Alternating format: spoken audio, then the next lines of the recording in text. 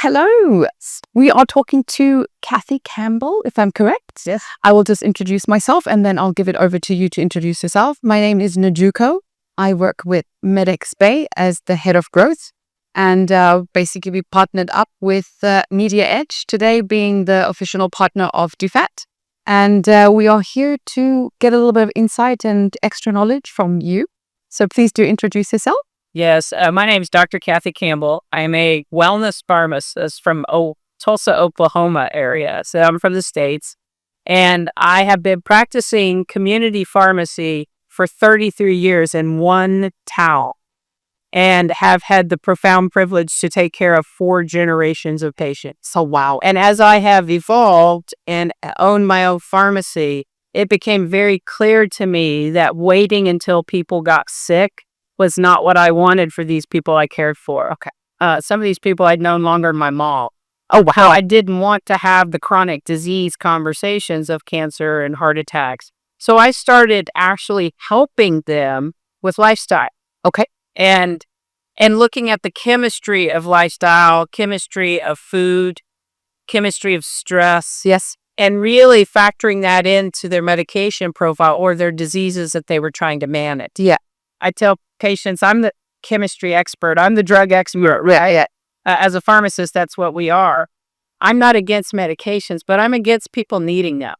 Okay. And so that's created a whole platform in my Dr. Kathy brand to do whatever I can to help empower patients to have an environment their body can thrive in.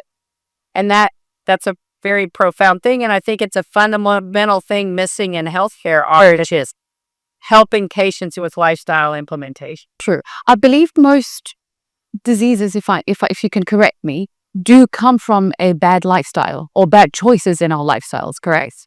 Kind of. I think the estimate's about 70%. Okay.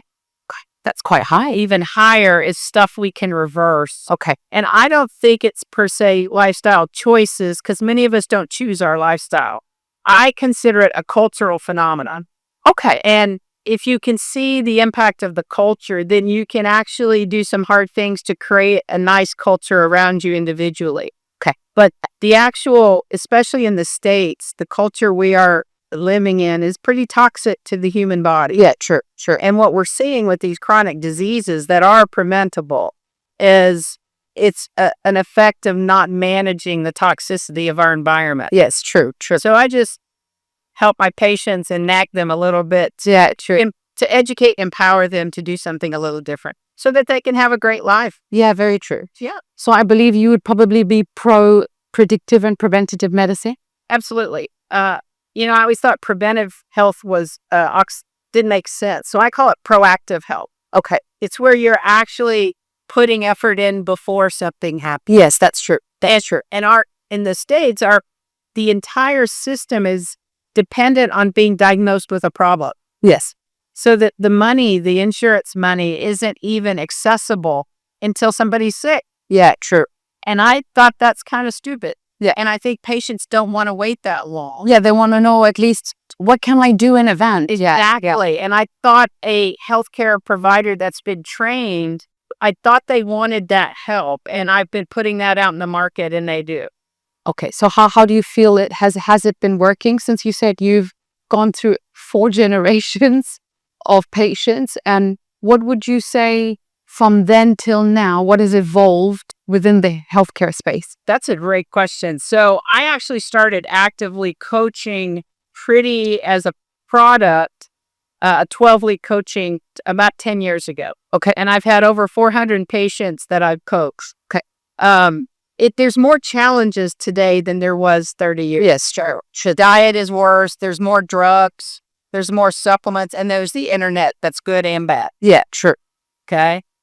So there's more challenges. But in the patients that I've been able to coach, we've seen reversal of disease. And we've also, I think what I'm most proud of is I've seen them managing their health for a decade now. So the improvements we made 10 years ago are still in place 10 years later. Oh, that's so they've lost weight. They've lowered their blood sugar. They've normalized that. Their hypertension's good. And because I did teach them how to do that, He discovered how to do that for them. They're still doing it. So that's what the exciting part is. Okay, fantastic. So do you believe that there are any industry trends and, let's say, future outlooks? If I were to ask you the question, what do you see as the most significant trend shaping the pharmaceutical and healthcare industry now and beyond 2025? So that's a good question. I think the whole peptide biochemistry is going to be very fascinating. I think it's beginning to actually address the complexity of the human and the complexity of the individual, because every individual is unique, biochemically unique, socially unique, Yes. historically unique. Yes. And we know genetics aren't fixed, but they're influenced. Yes, true. And so I think we're finally starting to have the ability to take more variables in, and really there's more information than ever. Yes. With AI, that's even going to expand. We can create a better culture for people to live forward if we can factor all that in. Now, the problem with too much information is it's overwhelming. Yes. And the general consumer doesn't know how to apply it in a context. Yes, true. So that's where I think a trained professional like a pharmacist, perfectly a pharmacist, because we could see disease. Yes. We know how you get to need medications. And the biggest secret is pharmacists don't want to take them. We don't want you to have to take them. So we actually know when we look at a medical profile and a drug profile, we know why they're there. We know how they got there. And often, if we can given the time and empowerment, we can help people back that up.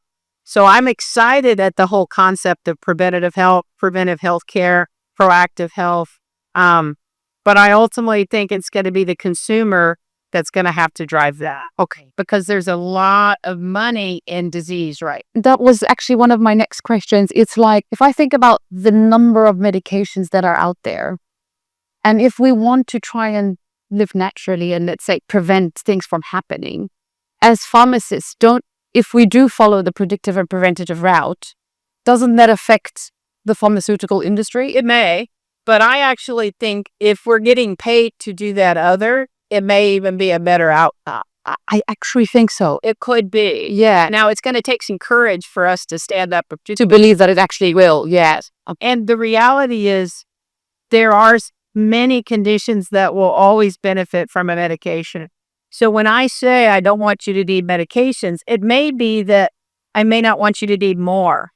So if you have a familial history of hypertension, Yes. and we haven't figured out how to control that without medications, and we put a medication on, that's great. That will keep you from the stroke. Yeah. So when we start shifting our focus to slowing the progression or the onset or progression of disease, that's going to have us being more exquisite in our interaction and have better outcomes. How do you anticipate evolving global challenges such as supply chain disruption or changing regulations that will impact this industry? I don't know. I even had to sigh. I don't know, because if we can shift the focus to actually having human forms function better, then the supply chain I'm worried about is food. The supply chain I'm worried about is rest. Yes. The supply chain I'm really worried about is love and connection. Because technology is having us be less connected. Yes. And that is detrimental to our health. Yes. So that's actually the supply chain I'm more worried about than can we get the next greatest drug. Yes. I see that there's a lot of people focusing on that. But if you look at the drivers of health, Yes. Yes. we've got some profound supply chain issues there. With what you just said, what are your thoughts on how that obviously impacted us? I mean, during COVID, because COVID was probably the one segment of our lives where, as much as we may have needed the aspects that you just highlighted, is the one time that we couldn't have them. How do you think that impacted our health? I think it's fascinating with COVID because you saw all things happen. You saw depression, you saw addiction, you saw a lot of the negative impacts from being disconnected. But there were so many. It was like a pause for the United States. It's like we took a pause. The crazy work schedules, this having to get up and commute. Everybody all of a sudden was taking a walk or cooking. Yes. So you saw impacts both ways, and I think we're still seeing impacts. I know there was a societal PTSD trauma that we all, especially in pharmacy, because I never closed a day. Okay. I was there the whole time taking care of patients. I had patients pass away, and I had close ones, where they almost did, and so that's traumatic. Yeah.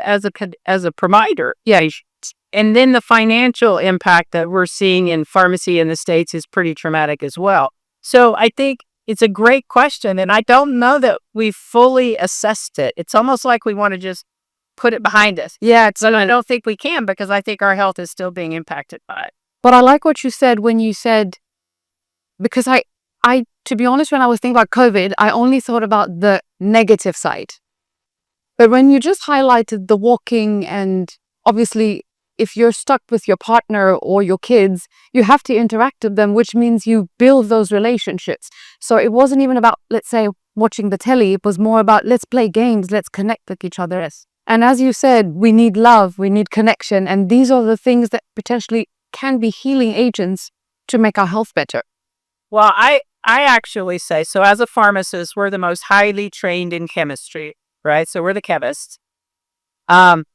I say the most powerful chemistry we have to facilitate health is first love. Second is food. And nobody in the healthcare system is really focused on that. But interestingly, a community pharmacist provides connection in that community. And there is research to show that having access to that community pharmacist enhances longevity. Around the globe, everybody has their chemist they can go right to and ask a question. Yeah, and that can be incredibly important, because often people will go there quicker than waiting to go to the doctor or waiting, and we can intervene in disease process or something negative a lot sooner. And so to live a long life, having access to that kind of support. But then it's also your spouse dies, but you go talk to your friends at the pharmacy. Yeah, that's true. So that community connection it's a foundation. It has been for thousands of years. And I think it's critical that we keep that in place. What stood out, since you've been invited, obviously, to the Duphat event, what stood out in terms of innovation, collaboration, or challenges discussed since you've been at the event?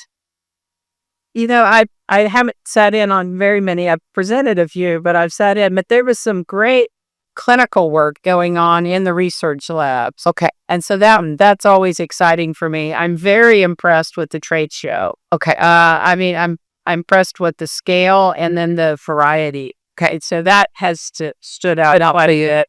And then just the professionalism and the generosity of the people involved has been fantastic.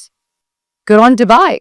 And lastly, I wanted to ask, because you did mention, I wanted you to elaborate your thoughts on how AI will enhance even the things that you're working on at the moment.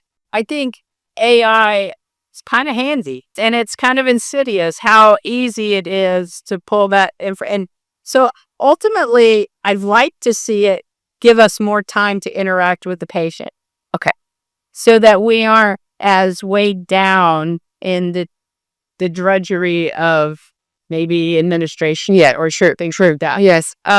I think it's going to help with diagnoses or strategies. I think often we have a human bias with our brain as to what we've seen and what we know. Yeah. So being able to maybe refreshen and broaden our scope with a quick AI search. Yes. I mean, it's like Google on steroids. Yeah, pretty much. But I think we have to make sure that our wisdom as humans stays intact. Yes, true. Our wisdom and our compassion and our empathy. Yes, true. I think that's important. I mean, at the end of the day, even I think Elon Musk is coming up with a robot now even if it can help you with the household chores, it can't love you the same way as a human, right? Yeah, I mean, they can't. And I think the other thing about pharmacists, it will give us more time, Yes. to dig into the complexity of the human.